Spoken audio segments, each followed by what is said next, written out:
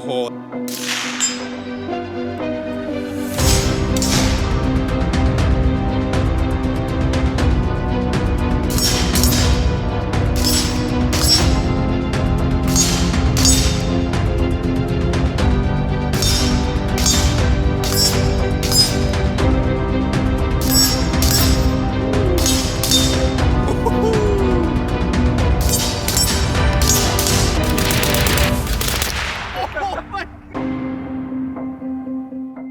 Alright guys, what's going on today? We have an AR video for you. I know I'm kind of late to the scene on this one. Hunting season wrapped up here, at least in Minnesota. So I can't be using this out in the field currently, but I was just too excited about this video, about this idea, about this gun, to wait until next, September to make a video about it. So we're going to talk about my purpose-built hunting AR-15 pistol, my AR pistol. This is... The role that it's meant to serve is kind of a GPR build, general purpose rifle setup, partially because of the caliber and the barrel length, and it just, I'd be lying to you guys and myself if I tried to, I guess, position this as an SPR, like a special purpose rifle, DMR, designated marksman rifle. There are so many three-letter acronyms for different rifle builds that this would not qualify as. This video was kind of inspired initially by the T-Rex Arms, the T-Rex Labs YouTube channel. They did a 300 Blackout, a mini SPR, a shorter barrel than this one, but that kind of planted the seed in my mind of putting an LPVO on a 300 Blackout gun and then just deciding like what role that could actually serve me. Before we dive into the build, basically just want to give some context here on why we did the build this way. And I would also like to thank some sponsors, some supporters of this channel who make free videos like this possible for you guys. All right guys, starting with keycard. This is a fantastic and innovative design to kind of fill a niche, fill a hole in the EDC market. This is a card holder, so it can hold up to a good amount of cards, as many cards as you would want to carry, with that elastic band on the back here. And then you flip it over, there's slots for 3 keys. Yeah, this thing's pretty sick. I've been carrying it every day for the past month or so, and I've been loving it. So if you guys have 3 keys or fewer, this is my Land Cruiser key right here. So if you have a larger style key fob, it might not fit in the card holder. If you guys typically carry cards only, not really a cash guy, and you have 3 or fewer keys that look like they could kind of fit in this style, go ahead and check them out. Link is in the description below. This thing's been pretty awesome. DK Mags, they're a gun store, but they are more than a gun store. They've got really everything you could ever want there. So go ahead and check them out. They have an online catalog. They also have stores in Minnesota. If you are a local here to Minnesota or if you're in the area, go ahead and let them know that I sent you and they'll give you a nice discount off of nearly everything in the store. So thanks to those guys for being a fantastic supporter of the channel. Also, I'm a wedding videographer. Company's called Soul Centered Films. If you or anyone you know is getting married, I do operate out of the Minnesota, Wisconsin area, but I love to travel. I'll be willing to travel to get some wedding filming done for you and or your friends. You can check me out. My website's in the description below. Talking about context and why. I live in Minnesota. Most of the metro area, all of the metro area is shotgun only when it comes to deer season. And in the shotgun zones, you can use, you can't use buckshot, you can use slugs, or you can use a pistol. I think you can also use a muzzleloader in those shotgun zones. I didn't really want to go a muzzleloader route. I didn't necessarily feel great going, sitting in the deer blind with a shotgun just because of the accuracy and the loudness too. Like slugs are loud. Accuracy hands down is less than like an accurized system like this. And this isn't even like that accurized really. And then also there's a lot of meat loss from a slug projectile. I mean, it's a big round. It's like 400 grains, 300 grains of hate coming at you. So it could potentially, you could be wasting meat. I also thought it'd be cool to just bring an AR into the woods, kind of get some of that LARPing fix along with getting outdoors and hunting and taking a deer. I have not taken a deer with this gun yet, so just be warned. When I did go out into the season, I was running a similar configuration to this with a 6-inch barrel. So I'll walk through tip to butt, kind of all of the different things I have on this gun and why. But yeah, that is why I'm running the pistol. There are certainly more better platforms I could be running. On the end here, I have a Silencer Central, the Banish 30. This is a 30 cal can. I think it's a 7-inch can. It's direct thread, and it's been pretty awesome. I've had the can for a couple years now, and it's been running great. I do wish I had a QD system, honestly. It would make life a little more convenient. It would make shooting this unsuppressed possible, but I don't really want to shoot it unsuppressed. Part of the point of having 300 Blackout is being able to suppress it, being able to go quiet if need be. Next up, I've got a Streamlight TLR1 HLX Pro. It's not offset, it's just kind of straight up 90 degrees mounted. And then I will put a pressure pad, this guy. I will end up putting this on the rail. Next up, I have a bipod from CV Life. The bipod's great. I mean, it kind of looks like and feels like the Magpul plastic bipod, but it comes in at half the price. So it's quality, it seems sturdy enough. It does rotate as well as extend out like that. So you do have some options in height adjustability. It's easy enough to actuate the different arms, and I like it. They did send it out to me for free. I think it weighs 11 ounces. 11 ounces, so I mean, with weight, with all the things, at the end of the gun, you gotta start being conscientious overall of how heavy your stuff is. This setup as configured with bullets, like with a 10 round mag and 10 rounds of 110 grain, which are pretty light for caliber rounds, but this comes in at 7 pounds, 3 ounces. So pretty light, very light. The bipod attaches via M-LOK on the bottom, as well as this Phase 5 little hand stop, micro hand stop. This thing's been awesome. It's super lightweight and pretty functional overall. With the M-LOK, I actually mounted the hand stop with only one M-LOK slot because the other screw and M-LOK like nut would be butted up against the gas block. I don't want any screws, any nothing touching the barrel or touching the gas block because that can and will impact your accuracy. Next up, this handguard is from Ohunt. They're just a Chinesium company that makes very, very affordable handguards, and it's been fine. It's nothing crazy, but I think the price I paid for it was like maybe 30 bucks, and yeah, it's been serving my needs just fine. I might upgrade the handguard to like a suppressor, almost the Rattler SD look, where it kind of where the handguard comes over the suppressor and almost to the end there. That would look sick, and I would love to do that in like a flat dark earth, just because that's kind of where this build is going towards now. Maybe in the future I'll swap out the handguard. I've just got a Sling QD point, an M-LOK one right here. It does free spin unfortunately, but that is so I can mount up a sling because there's not a QD point. That is one of the costs, the trade-offs for a cheap handguard from Ohunt. The barrel, the heart of the gun, when it comes to accurizing an AR-15 style gun, the barrel is kind of the first place you want to look. And so the barrel that I'm running is the Ballistic Advantage, which is also a more budget-friendly company, but this is their premium Hansen, I guess, style barrel. So it's a heavier profile, and there are just some, you know, nice, more premium features included with it. 300 Blackout, and this is a 10.3 inch barrel. 10.3 just to maximize some velocity while keeping it pistol length. I did want to be really conscientious of the 26 inches or less OAL, overall length of this gun, especially with a folding stock. I believe you're supposed to measure it from buffer tube to barrel end with the folding stock open.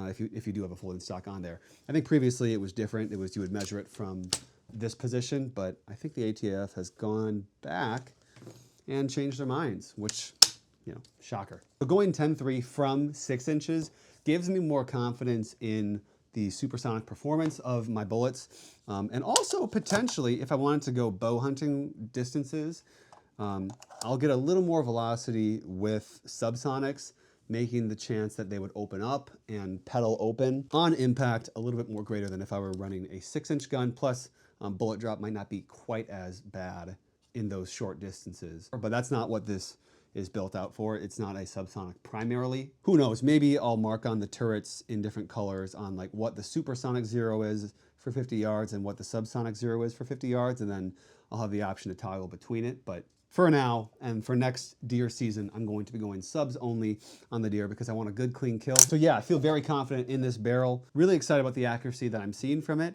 and can't wait to put it through its paces longer term. All right, going up to the optics setup that I'm running here. This is a Monstrum, and you know, by now you guys probably could have guessed it. It's an affordable company, a cheap optic, but it is a first focal plane optic. So this is their 1:4 LPVO. So 1 power, choosing to go 4 power instead of 6 power to save a little bit on weight, but also with a 300 Blackout setup, I don't think that would need 6 power just because the cartridge itself is hindering my ability to shoot long range effectively, not the optics. So I think 4 power is just fine for a setup like this. 6 power will be fine as well, but I just chose to go this route.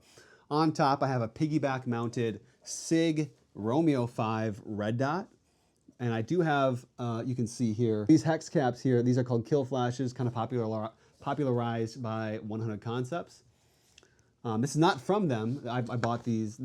The LPVO one screws on and it came with the Monstrum scope. That's great. And then this one I bought off Amazon. It's just I think the company's just called Kill Flash. And same thing here. It's just hex caps to reduce glint or glare. For the Streamlight, I do have a light cap. I just haven't put it on yet, so let me go grab that real quick. I will be putting this on very shortly here. It's just a cap for the light that gets bungeed on and then you can flip it on and off to prevent white light negligent discharges. So this gun effectively will be kind of stealthed out. Probably not like the deer are looking out for scope glint or anything like that, but it looks cool. And it's fun to run some of the newer, trendier, cutting edge things on a gun. So that's just me. This LPVO is sitting on a 30mm cantilever mount from CV Life, actually. This came with one of the LPVOs they sent out to me for free. You probably, back to the Monstrum optic with 1:4, with it being first focal plane, that just means that the reticle is going to be accurate throughout the zoom ranges, as opposed to second focal plane, the reticle and the bullet drop compensation, all of that stuff built into it is only accurate typically at the furthest magnification end. So at 6 power or 8 power or 10 power, whatever that be on your LPVO. So this, I can trust it. I can trust the reticle. I can range out at 1 magnification and know that it's going to stay consistent throughout the 1:4. But there is the whole thing of like, okay, at 4 power, do you need a dead accurate reticle, an FFP reticle? Maybe not. So in this case, in the case of the Monstrum optic, I didn't have to shell out extra first focal plane dollars for this first focal plane optic. So that's kind of the main reason why I went with it, is because it's not a feature that I really had to pay that much for. This piggyback mount is from Monstrum as well. It's made for the Acro P2 or also the SIG Romeo 5. I love it. I think it looks sick. It's mounted low enough to where I'm not having to come way off the gun. You know, I'll kind of demo here. Go from a position where I'm on the LPVO to moving my head up slightly to find the dot. So I'm not having to, you know, really peek over the scope all that much. It's more of a fine adjustment. It's also not too low to where my scope cap, my scope turret blocks the dot. So I think it's perfect. So I'm really happy with that. Flipping it around here. This is all on a Palmetto State upper, pretty old upper that I've had for a while now. Gonna do this action here. And then it's on an Aero Precision lower, which has been great. Bolt carrier group is Palmetto State Armory. That is one thing I do want to upgrade pretty soon here, is get the heart of a gun is typically the barrel and the bolt carrier group, where the explosion is being contained and happening. And I have upgraded the firing pin. So I upgraded this to a Wing Tactical Elite firing pin. I think the length is slightly longer, so it's meant to bust through harder primers. I was having light strike issues with the PSA firing pin.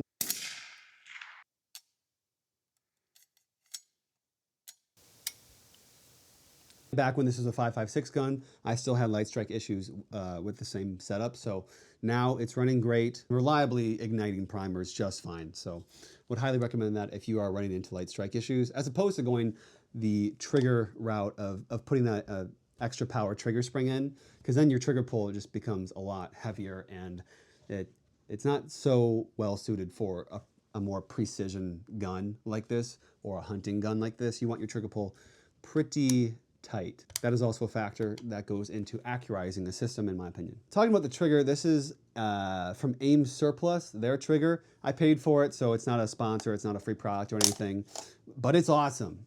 For a budget trigger, it far exceeded my expectations.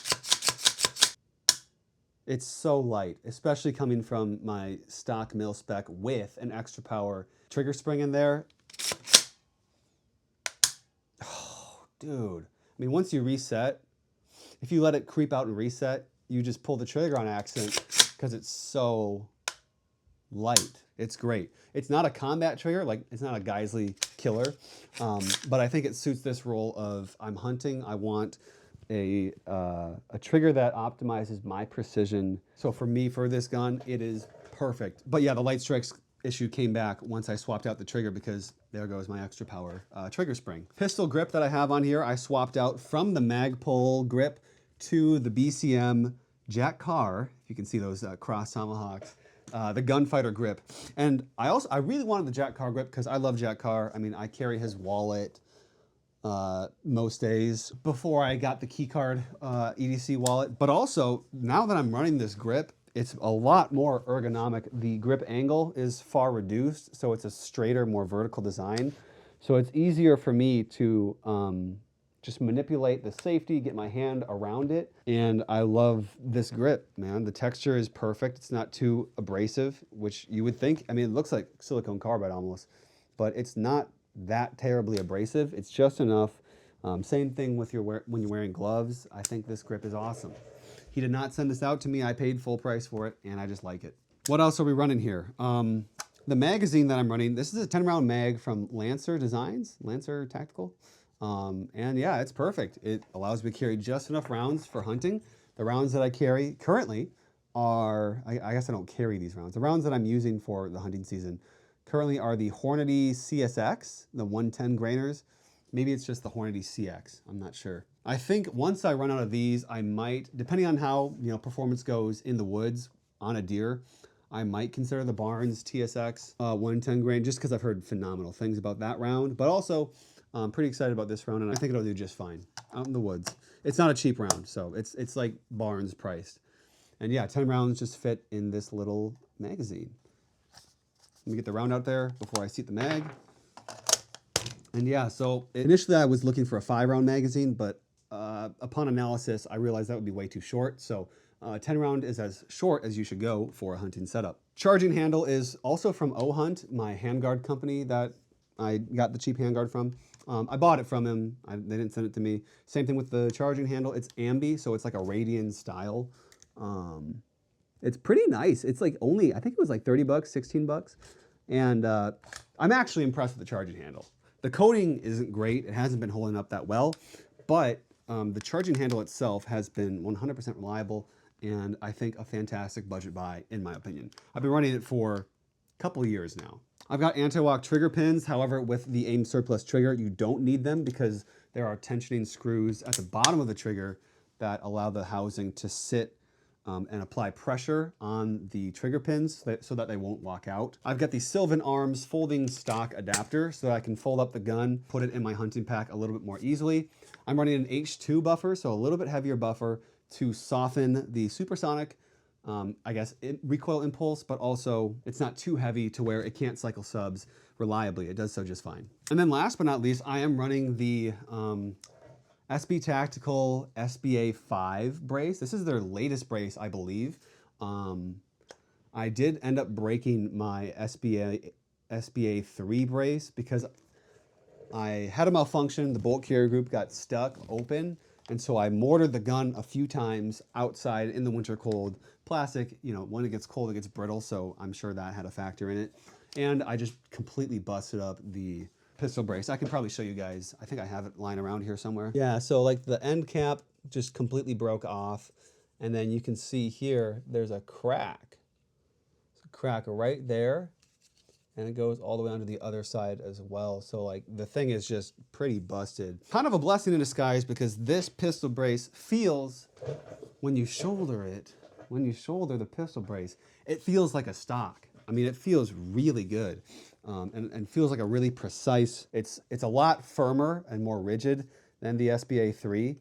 And you can tell it was designed for a similar application to what I'm using it for. And then wrapped around it, I have the Warrior Poet pistol brace strap. So just a nice little touch that I had from my previous brace. So yeah, that's the gun, guys. I'm pretty excited about it. I think that it's the perfect size and weight, only at 7 pounds, 3 ounces with bullets. For my needs. I mean, I'm a 5'5" guy, so having a big long gun, one, it wouldn't be legal because that would put it outside of the realm of being a pistol. just on the overall length side of things, but also it would add more size and weight that I would have to contend with out in the woods, out in the field, and I like to keep my packages compact and short. I know my body, I know my size, I know my height, and wrestling with a really long and heavy weapon is not something that I'm too terribly interested in doing. I will probably make an update video on this gun. I'm sure it's going to change as well. I've had my eye on bolt action pistols, but I don't think I need that. I want to really push the limits on what I've got, really put it through its paces and take it to the limits before I go ahead and drop another $1,500 to $2,000 on a different purpose-built platform for hunting. So definitely going to be using this guy, and we'll report back on how it goes next season. Unfortunately, if I could, I would absolutely go out and just start putting it to use on deer if it were legal. But I think 300 Blackout out of a shorter barrel, more optimized, a bigger bullet, a larger diameter size bullet than 5.56 223. I think I chose the right host, the right caliber. The longest shot that I'll be taking with this gun will probably be 150, maybe 175, but yeah, that's as far as I would ever push this gun. So I think it's perfect for what it needs to do and what I need it to be, and it's a fun gun. I usually do hunt from a deer blind, so the bipod might not be fully necessary, but I like to have, I mean, it looks sick. It makes talking about the gun here easier because it can just stand up on its own. And it's just fun to shoot it in that configuration. So because of that, I think everything on this gun has a purpose, and it's not just added weight for the sake of added weight. Let me know what you guys think about my hunting approach in the pistol realm. If you guys think that's a good idea or not, I'm sure there will be some strong thoughts on the topic. But yeah, thanks for stopping by. Thanks for watching the video. If you got anything from it, give it a like, subscribe to the channel. Drop your thoughts in the comment section below, and we will see you on the next one. Stay safe out there, guys. God bless you, and remember at the end of the day to spend your money responsibly.